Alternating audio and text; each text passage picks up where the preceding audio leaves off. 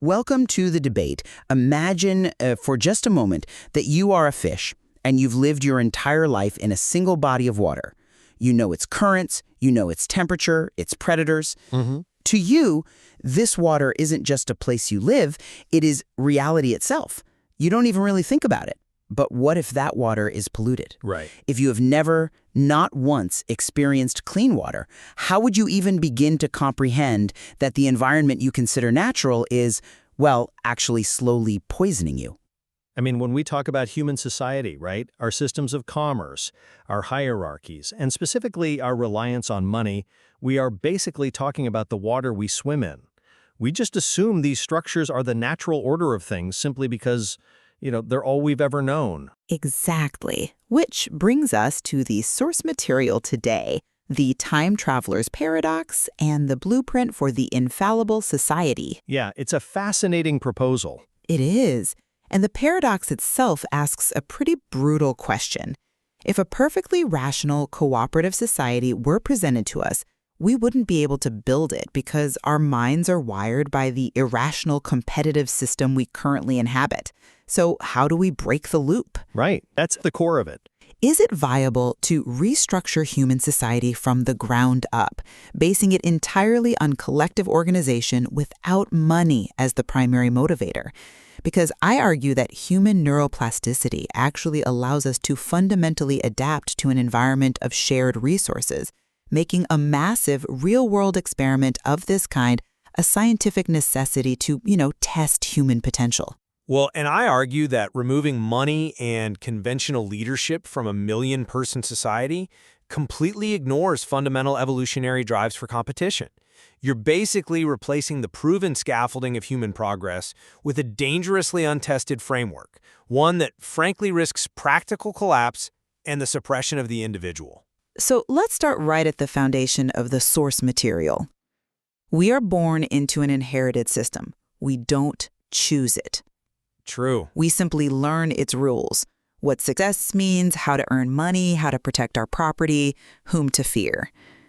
Eventually, this constant state of defensive competition begins to feel like a biological imperative. Because it largely is. But the time traveler's proposal asks us to exercise profound skepticism. If our brains adapt to the environment they are placed in, which is the core mechanism of neuroplasticity, then an environment that guarantees abundance and rewards cooperation instead of ruthless competition will yield a fundamentally different kind of human behavior. Look, the polluted water analogy is incredibly elegant, I'll give it that, but it fundamentally mischaracterizes what money and competition actually are. They aren't artificial pollutants introduced by some malicious architect. I mean, they aren't exactly natural phenomena either. But they are organically evolved mechanisms for managing the inescapable reality of finite resources and, human self-interest. You categorize money merely as a motivator for greed, but economically speaking, money is an information network. It is arguably the most sophisticated tool for mass coordination ever invented.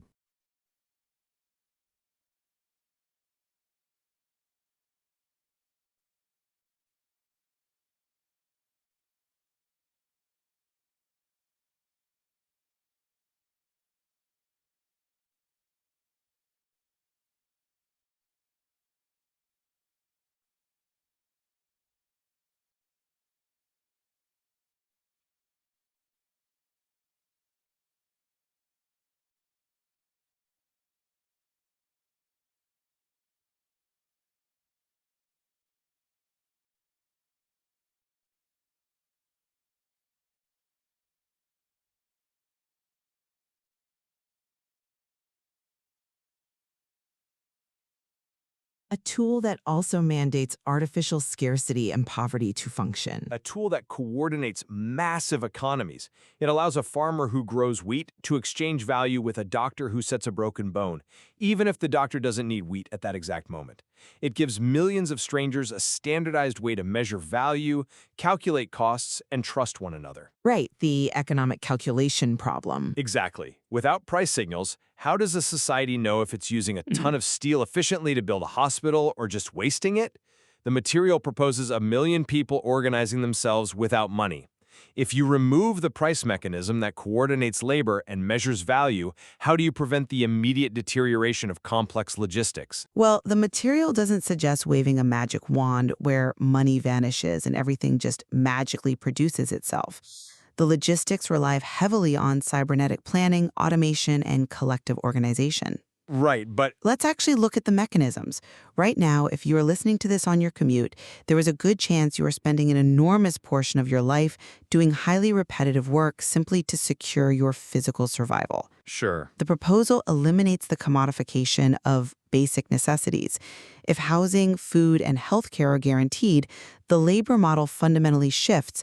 I see why you think that we need price signals, but let me give you a different perspective. We don't need price signals to know humans need a certain caloric intake or a certain number of hospital beds. We have data for that. Having data isn't the same as efficient distribution. But Amazon internally operates as a massive, centrally planned economy using algorithms and direct inventory tracking. They don't use internal price bidding for every single item moving from shelf to box. Ha! Okay. But Amazon uses external market prices to determine the cost of its inputs. It doesn't exist in a vacuum. No, but the internal logistics demonstrate that complex distribution doesn't strictly require individual financial exchange at every single node. The Infallible Society relies on individuals contributing a sharply reduced number of hours based on ability, with machines taking over repetitive work wherever technically possible. I mean, automation is a fantastic buzzword, but let's actually break down the mechanics of the labor that cannot be automated. Who does the genuinely unpleasant work? The proposal addresses this. It is very easy to imagine citizens of this new society volunteering a few hours a week to, I don't know, design software, paint murals, or teach children. But society runs on difficult, unglamorous, often dangerous labor. Absolutely. So who wades into the sewers to maintain the sanitation grid? Who is operating the power plant at 3 in the morning? Voluntary contribution is wildly insufficient to sustain the infrastructure required for modern survival. Without a standardized reward system, like a wage, you just have a massive labor vacuum. You are assuming the only standardized reward human beings respond to is a financial wage. But if you look at open source models today, things like Linux, Wikipedia, massive global networks of mutual aid. Those are digital spaces mostly. True, but people coordinate incredibly complex, high-value labor entirely outside the financial system. Why? Because of status, passion, or shared utility. But specifically regarding the unglamorous work, the sewers and the power plants, the material outlines a system akin to civic duty. Think of it like jury duty, but for societal maintenance. Forced labor, essentially. No, it's a direct exchange. If I know that my 4 hours of maintaining the electrical grid directly ensures that my community and my family have power, and in exchange, my entire physical existence is secured without the crushing anxiety of financial ruin, the motivation shifts. Does it, though? Survive in our current system, why couldn't that same human energy be redirected toward shared societal benefit if their basic necessities were guaranteed? Because your argument assumes that humans will simply reevaluate their motivations just because the structural rules changed. And that brings us to the biological bedrock of this whole debate. Which is? The material leans heavily on the idea that neuroplasticity allows us to just rewire our social drives. It really echoes the blank slate theory, the idea that human nature is just raw clay shaped entirely by environment. But evolutionary psychology thoroughly dismantled the blank slate decades ago. We are born with hardwired drives. We are born with capacities, not rigid behavioral software. We are born with evolutionary drives for survival, which, in a world of finite physical space and resources, mandates competition. Even if you guarantee basic calories and a roof, human beings have a biological drive for mate selection, for status, for securing a slightly better position for their offspring. I don't disagree that status is a drive. So who gets the house with the ocean view in this moneyless society? Selfishness, jealousy, the desire for power, these are not capitalistic inventions. If you remove money, you don't magically remove the desire for status. You just force it to find a new, likely more destructive, political outlet. The assumption that competition is the sole engine of survival selectively interprets our evolutionary history. How did early humans actually survive the savannah? We weren't the strongest, we weren't the fastest, or the most naturally armored. No, we were the smartest. And we survived specifically because we could cooperate, we shared food, we hunted in groups, we cared for our injured. I mean, we have fossil records of early hominids surviving for years with debilitating injuries, which is only possible through communal care. Cooperation is just as deeply embedded in our biology as competition.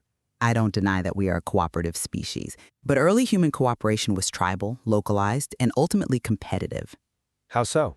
It was cooperation within a small group of maybe 50 people specifically to outcompete other groups or survive a hostile environment. That biological mechanic doesn't inherently scale to 1 million anonymous people living in an engineered utopia. Let me use a different analogy here to explain the neuroplasticity aspect, because I really think the blank slate critique misses the nuance of the material. Think of human motivation like a river. Evolution guarantees that the water will flow. We have energy, we seek status, we seek security. Okay. But the environment is the canyon that dictates where the water flows. You view competition as the absolute engine of survival, but I view it as a learned adaptation to a flawed environment. Just as a plant grows differently in toxic soil versus nutrient-rich soil, in our current inherited system, the canyon is carved toward hoarding capital. The system dictates that the way to achieve status and security is to accumulate more wealth than your neighbor. Right, because wealth is a proxy for survival resources. Exactly. But if you fundamentally alter the topography, if the society guarantees survival resources, the water doesn't stop flowing, the drive for status remains, but the currency of status changes. So what becomes the currency? Well, through synaptic pruning, the brain literally weakens the neural pathways associated with hoarding because the environment no longer rewards it. The river carves a new canyon where status is achieved through societal contribution, innovation, or art. That isn't erasing human nature. It's providing a different landscape for it to flow through.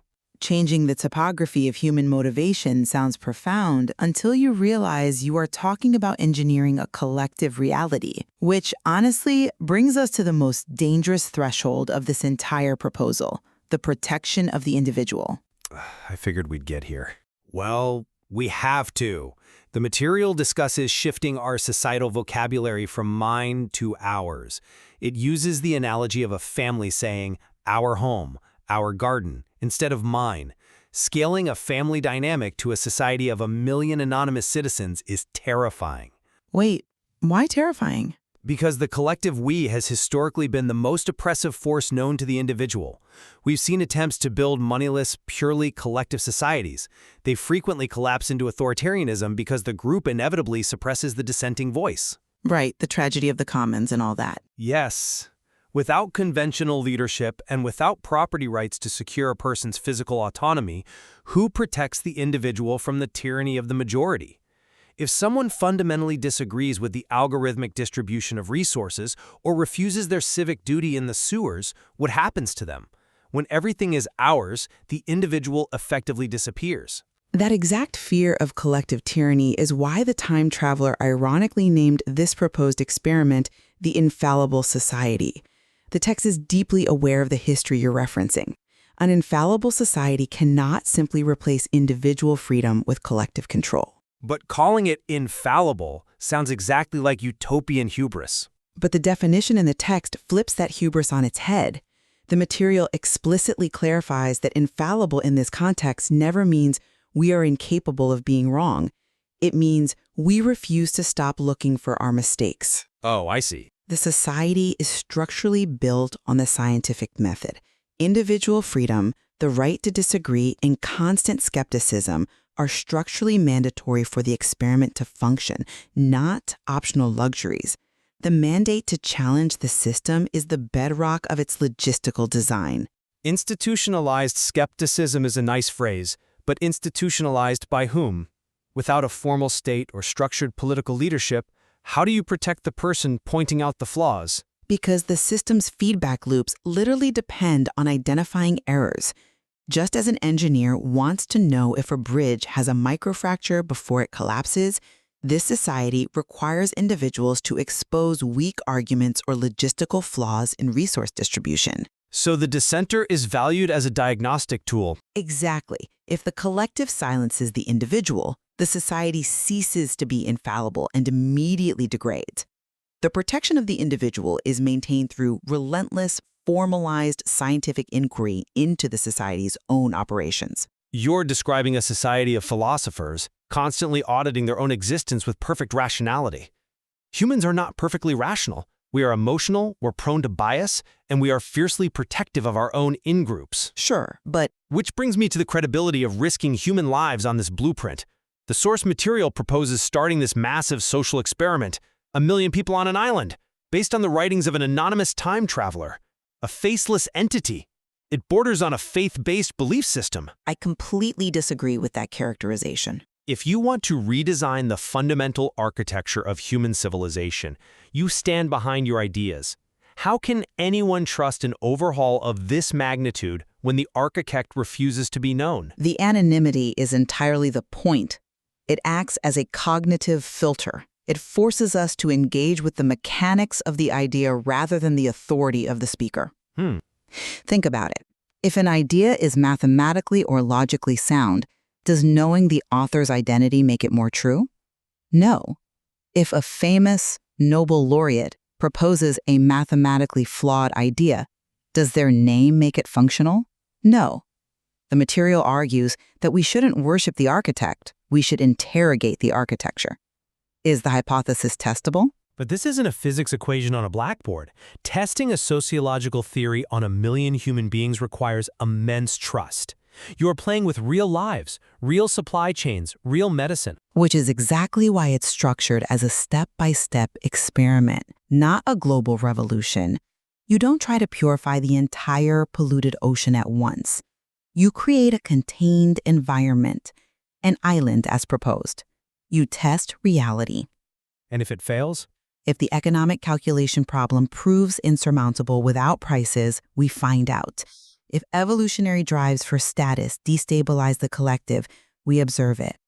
Failure wouldn't be the defeat of the experiment. Failure is crucial information. But what if it works? If we successfully coordinate logistics without money and human biology adapts to abundance rather than scarcity, people wouldn't just be reading a theoretical manifesto. They would have empirical evidence that an alternative way of living is possible. Testing reality is a noble scientific pursuit, but I just keep returning to the sheer risk of discarding the tools that brought humanity this far. Evolution didn't just give us cooperation, it gave us the drive to iterate, to secure our futures, and to build complex structures to manage our inevitable conflicts. I agree, we've built complex structures. And the price mechanism, structural leadership, the competitive drive, these are not just arbitrary rules of a board game we can choose to walk away from. They are the load-bearing scaffolding of the modern world. Discarding them in favor of an untested, massive-scale collective assumes we can simply opt out of human nature. We shouldn't throw out the scaffolding just because we dislike the aesthetics of the building. We should use those very tools to improve the building we have. I hear the caution regarding the load-bearing scaffolding, but my position remains rooted in the untapped potential of human neuroplasticity and our unique capacity to actively design our environment. Right. If we accept that our current systems of money and power are just one iteration of reality, a version we inherited, not one we consciously optimize for human well-being, then rigorously questioning them is the most scientifically sound thing we can do. We survived our early history through cooperation. The experiment simply asks whether we can synthesize that deeply biological capacity with modern technology to create a society where human time, invention, and security are prioritized over the endless accumulation of capital. Well, we will fundamentally disagree on the mechanics of this proposed society, and I remain highly skeptical that you can remove price signals and individual property without triggering a collapse. But I will concede this. The call for self-realization in the source material is vital. Recognizing that we might be living inside systems we never consciously chose is a necessary intellectual awakening. Whether or not one believes a moneyless island of 1 million people could ever actually function, the willingness to rigorously examine the structures we take for granted, to critically audit the inheritance of our civilization, is profound. Succeed to agree that the act of questioning the status quo is essential to human progress. We absolutely must apply relentless skepticism to our inherited systems, just as forcefully as we must apply it to utopian blueprints. And that reflects the immense value of applying multiple perspectives to societal design. The material we've explored today offers incredibly deep avenues into the intersection of neurobiology, economics, and social organization. We leave it to you, our listeners, to examine the evidence and form your own conclusions. Because ultimately, whether the future is shaped by those who incrementally reform our current markets or by those attempting to engineer something entirely unprecedented, progress requires looking unflinchingly at the present. It brings us right back to the fish we talked about at the beginning. If you've spent your entire life in one single body of water, it takes a radical act of imagination to realize you are even wet. The question isn't just whether a better world is mechanically possible. The question is whether you're willing to finally examine the water you swim in.